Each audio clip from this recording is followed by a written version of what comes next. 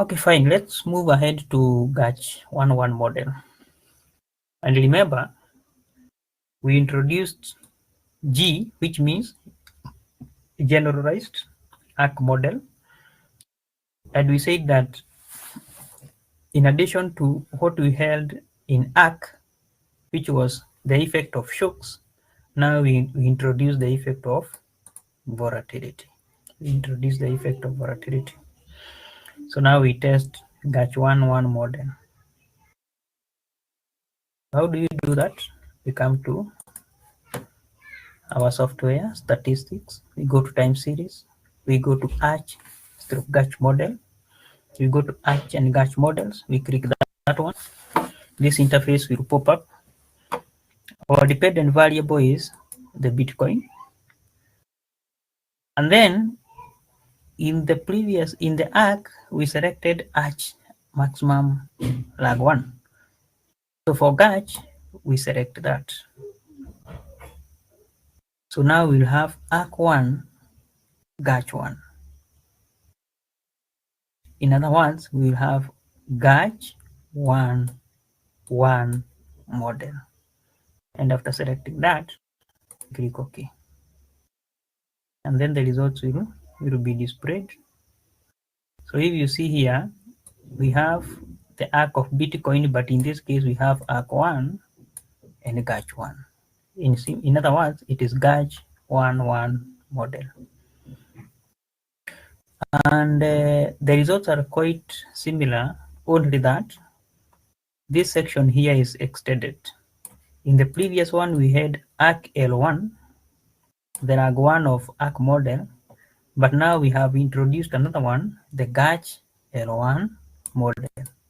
So during the interpretation of the results, we'll interpret this one independently, and we'll also interpret the second one independently.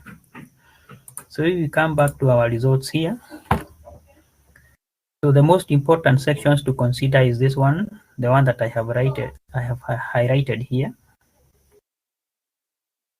So we start by ARCH term, the first one, this one here.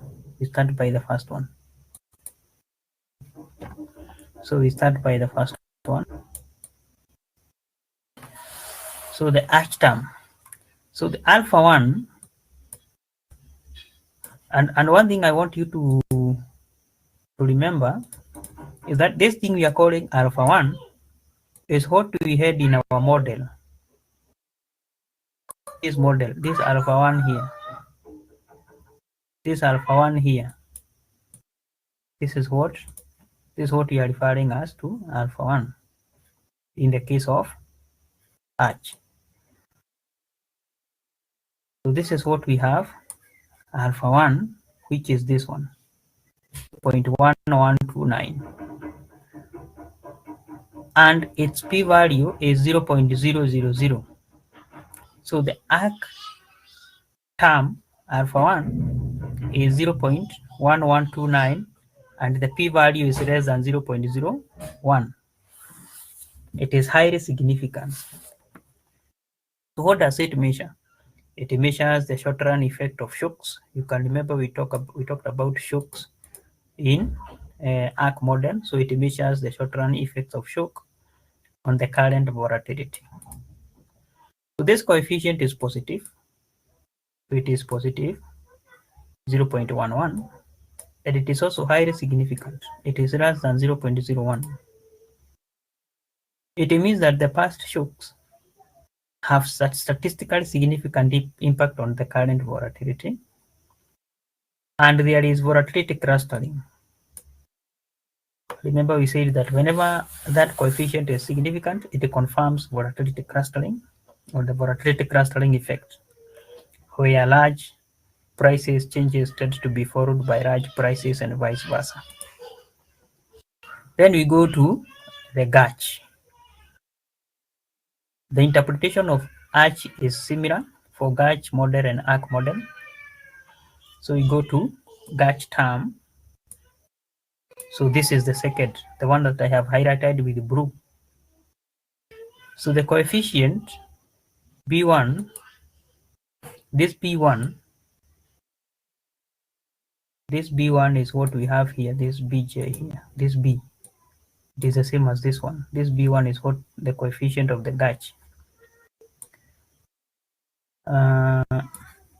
So B1, the coefficient of the GARCH model is 0.8419, 0.8419, and the p-value is less than 0.01. It is highly significant. So what does it mean? So this term, it measures the volatility. If you remember, we talked about the volatility when we introduced the GARCH model. So it measures the volatility persistence. That is, how much of yesterday's volatility continues today, or how does past volatility affect current volatility. So this coefficient is positive, and it is also highly significant. It indicates that the past volatility is very strong predictor of the current volatility. In other words, the previous period's volatility, it is a significant determinant of the current period volatility. High values suggest that Bitcoin volatility is persistent. So this is a keyword here, persistence. This means that once a volatility increases, it tends to remain high for several days or weeks. It is actually what about when you talk about data clustering. That is, once volatility increases, it tends to remain that way for quite a long period. In this case, let's say it is this one, this period. We have high volatility and it continues for quite some period of time before it dies out. In case we have low volatility, it remains like that for some time. Then it starts to increase.